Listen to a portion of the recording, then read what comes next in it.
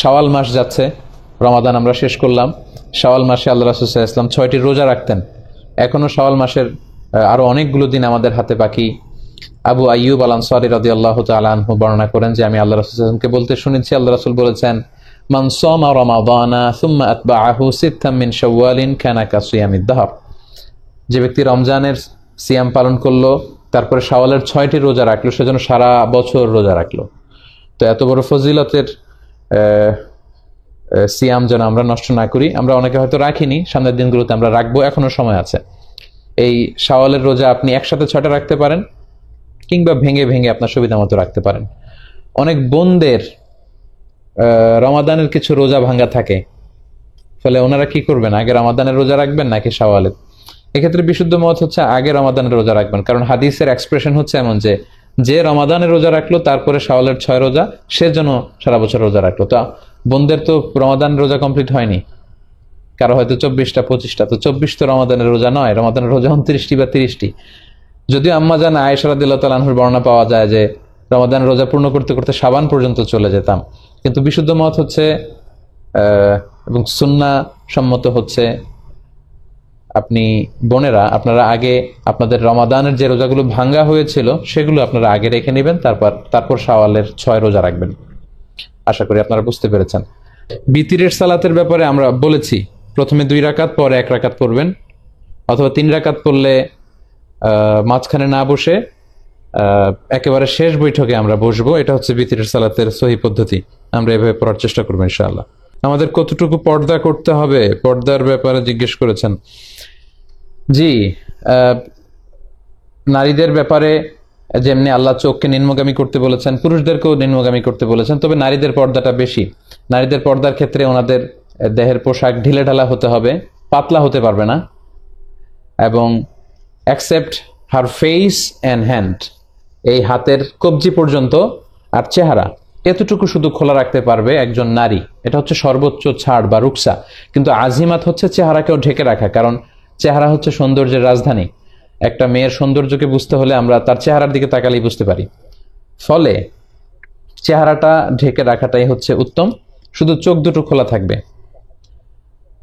আম্মাজান উম্মু সালামা রাদিয়াল্লাহু তাআলা আনহা, উনি ওনার 2 চোখ খোলা রাখতেন না। উনি বলতেন যে দেখার জন্য তো 1 চোখই যথেষ্ট, আমি 2 চোখ খোলা রাখবো কেন, আমি 1টি চোখ খোলা রাখবো। সো ওনাদের পর্দাগুলো ছিল এমন। আম্মাজান আয়েশা রাদিয়াল্লাহু তাআলা আনহা, খাদিজাতুল কুবরা তাহারা, ওনাদের জীবনে যখন আমরা পড়ি দেখা যায় যে ওনারা লম্বা কাপড় পরতেন। আল্লাহ রাসূল সাল্লাল্লাহু আলাইহি ওয়াসাল্লামকে জিজ্ঞেস করা হলো নিজ দিয়ে কতটুকু ঝুলাবে, আল্লাহ রাসূল সাল্লাল্লাহু আলাইহি ওয়াসাল্লাম বললেন 1 বিঘত। আম্মাজানরা বললেন তারপরেও যদি দেখা যায় নিজ দিয়ে, আল্লাহ রাসূল সাল্লাল্লাহু আলাইহি ওয়াসাল্লাম বললেন 1 হাত ঝুলিয়ে দিবে। সো নারীদের সম্মান যেহেতু বেশি, স্ট্যাটাস যেহেতু বেশি, ওনাদের পর্দাও বেশি। আমরা দামি জিনিসকে কিন্তু মানে এক্সপোজড করে রাখি না। 1000 টাকার কচকচে নোট কেউ পকেটের অর্ধেক এদিক বের হয়ে আছে, অর্ধেক পকেটের ভেতরে, এভাবে কিন্তু রাখি না। আমরা একেবারে ভেতরের পকেটে রাখি। দামি জুয়েলারি অর্নামেন্টস আমাদের ঘরের সিন্ধুকের ভেতরে রাখি। সো নারীদের যেহেতু সম্মান বেশি, ওনাদের পর্দাও বেশি। সো আজিমাতের সাথে যেন আমরা আমল করতে পারি। কিন্তু ওয়ার্কিং প্লেসে অনেক জায়গায় সিকিউরিটি পারপাস চেহারা খোলা রাখতে হয়, সেক্ষেত্রে ওনারা যদি রাখেন এটাও হিজাব, তবে এটা রুকসাতের উপর আমল, আল্লাহু আলাম।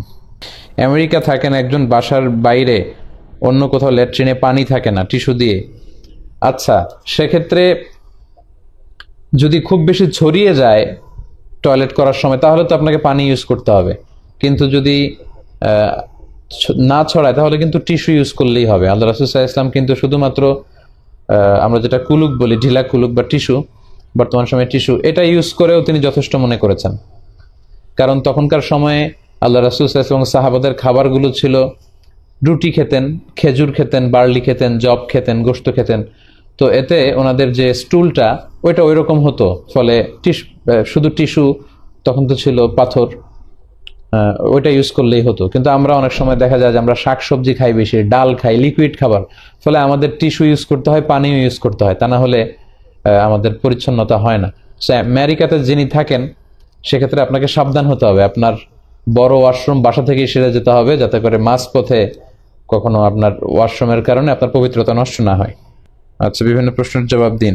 ইন্ডিয়া থেকে, আসাম থেকে আসাদুল হক লিখেছেন, ইন্ডিয়ার ভাইরা আসলে অনেক নক করেন আমাদেরকে, আমাদের আসলে অ্যাকোমোডেট করার সুযোগ হয় না। ইন্ডিয়া থেকে যে পরিমাণে আমাদেরকে ইনভাইট করা হয়, বাংলাদেশের প্রোগ্রাম 1 বছর বন্ধ করে দিয়ে যদি ইন্ডিয়াতে প্রোগ্রাম করি তাতেও করা যাবে, এত এত প্রোগ্রাম। কারণ ইন্ডিয়াতে অনেক বাংলা ভাষাভাষী মুসলমান ভাই বোনেরা আছেন যারা আমাদের আলোচনা শুনেন। প্রিয় ভাইরা, আপনাদেরকে আমরা খুব ভালোবাসি, খুব পছন্দ করি, আপনাদেরকে আহলান ও সাহলান। কিন্তু বাংলাদেশের যে এত এত তাফসির প্রোগ্রাম, এগুলো করেই আসলে আমরা অনেক সময় শেষ করতে পারি না, ফলে ইন্ডিয়াতে যাওয়া হয় না। অফ সিজনে যদি সুযোগ হয় কখনো ইন্ডিয়া ভিজিট করে আসবো, আপনাদের সাথে দেখা করে আসবো, কোরআনের কথা শেয়ার করে আসবো ইনশাআল্লাহ আজিজ।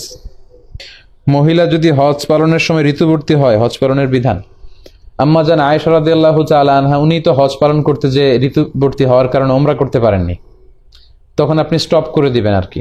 তখন আপনি তাওয়াফ করতে পারবেন না, তখন আপনি সালাত পড়তে পারবেন না, কিন্তু ওই অবস্থায় আপনি জিকির আজকারগুলো করতে পারবেন, উকুফ আরাফা করতে পারবেন, উকুফ বি লাইলাতি মুজদালিফা করতে পারবেন, মিনায় থাকতে পারবেন, সবই থাকতে পারবেন। শুধু তাওয়াফটা আপনি ভালো হওয়ার পরে করে নেবেন। কারণ আয়েশা রাদিয়াল্লাহু তাআলা আনহা উনি পিরিয়ডের কারণে বলেছিলেন, ইয়া রাসূলুল্লাহ সবাই হজ আর উমরা নিয়ে যাবে, আমি শুধু হজ নিয়ে যাব। তো তিনি সুস্থ হলেন, তখন আব্দুর রহমান আল্লাহ রাসূল সাল্লাল্লাহু আলাইহি ওয়াসাল্লামের শ্যালক আম্মাজান আয়েশা রাদিয়াল্লাহু তাআলা আনহার ভাই, ওনাকে দিয়ে আবার উমরা করিয়ে এনেছিলেন। সো আপনি শুধু তাওয়াফ আর সালাত ছাড়া হজের বাকি কাজগুলো কিন্তু কন্টিনিউ করতে পারবেন, ইনশাআল্লাহ কোনো সমস্যা হবে না। মেয়েরা কবরস্থানে যেতে পারবে কিনা? ইসরাত ইসি না, মেয়েরা কবরস্থানে যেতে পারবে না। মেয়েরা কবরস্থানের বাইরে দাঁড়িয়ে দোয়া করবে অথবা ঘরে থেকেই দোয়া করবে, কারণ নারীদের হৃদয় অত্যন্ত কোমল, সফট। কবরস্থানে যে ওনারা অস্থির হয়ে পড়বেন, কবর দেখলে বেশি ভয় পাবেন, আব্বার কবর দেখলে হাউমাউ করে কাঁদতে শুরু করবেন, এজন্য নিষেধ করা হয়েছে, নারীরা কবরস্থানে যাবে না। আমার স্বামী দাড়ি রাখে না, বললেও শুনে না, কি করতে পারি? আপনি দোয়া করতে পারেন এবং আপনার স্বামীকে উদ্বুদ্ধ করবেন যে তোমাকে দাড়ি রাখলে অনেক সুন্দর লাগবে।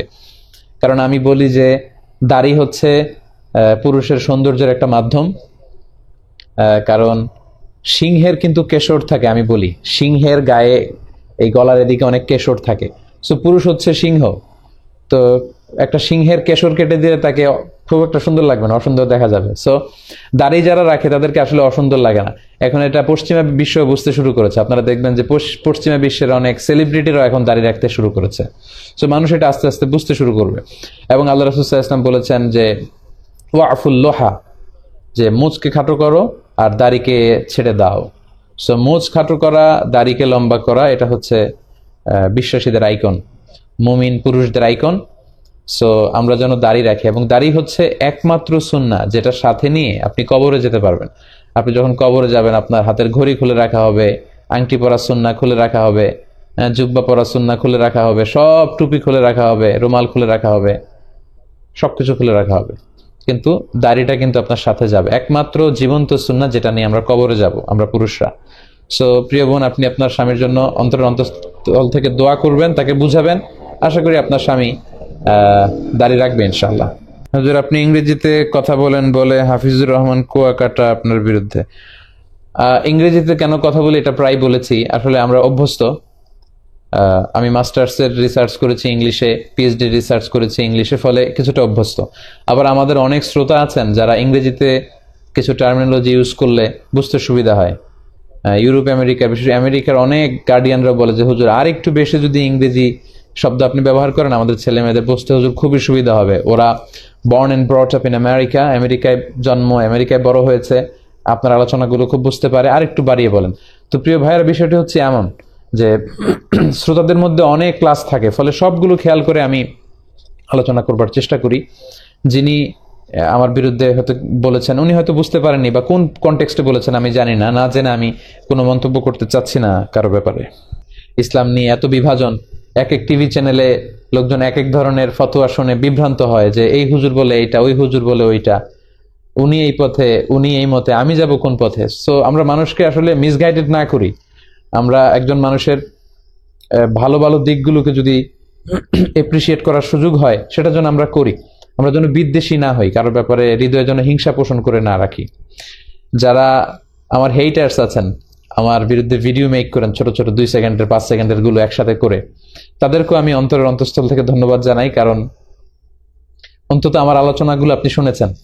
আমার শত শত ঘন্টা ভিডিও না শুনলে আপনি এই 10 সেকেন্ডের 5 সেকেন্ডের ভিডিও বানাতে পারতেন না। তার মানে আমার আওয়াজ আপনার কানে পৌঁছেছে, আপনার ঘরে পৌঁছেছে। আপনি যখন ভিডিওগুলো বাজিয়ে শুনছিলেন, আপনার স্ত্রী, আপনার সন্তান, আপনার কাছের লোকেরা হয়তো শুনেছে, আলহামদুলিল্লাহ যে আমার কথাগুলো পৌঁছে গিয়েছে আপনাদের কাছে। সো আমার এই ফ্রি পাবলিসিটির জন্য আপনাদেরকে ধন্যবাদ। তবে সম্মান দেওয়ার মালিক হচ্ছে আল্লাহ। এটা আমার প্রতিও নসিহাত, আপনাদের সকলের প্রতি নসিহাত যে অত ইজ্জু মান তাশা ওয়া তুযিল্লু মান তাশা বিয়াদিকাল খাইর। আল্লাহ সম্মান দিয়ে থাকেন, আল্লাহ অপমান করে থাকেন। সো আমরা যেন সম্মান আল্লাহর কাছে চাই, আমরা যেন কনস্ট্রাকটিভ কাজ করে সমাজে ভালো অবদান রাখতে পারি, আমরা যেন কারো পিছু লেগে না থাকি। আশা করি সবাই বুঝতে পেরেছেন। প্লিজ আপনারা লাইভটি শেয়ার করে দিন, তাহলে সবাই দেখতে পারবে, শুনতে পারবে, গণসচেতনতায় অংশগ্রহণ করতে। আপনারা সবাই ভালো থাকবেন, সুস্থ থাকবেন, সুন্দর থাকবেন। আবারও হয়তো দেখা হয়ে যাবে অন্য কোনো লাইভ প্রোগ্রামে।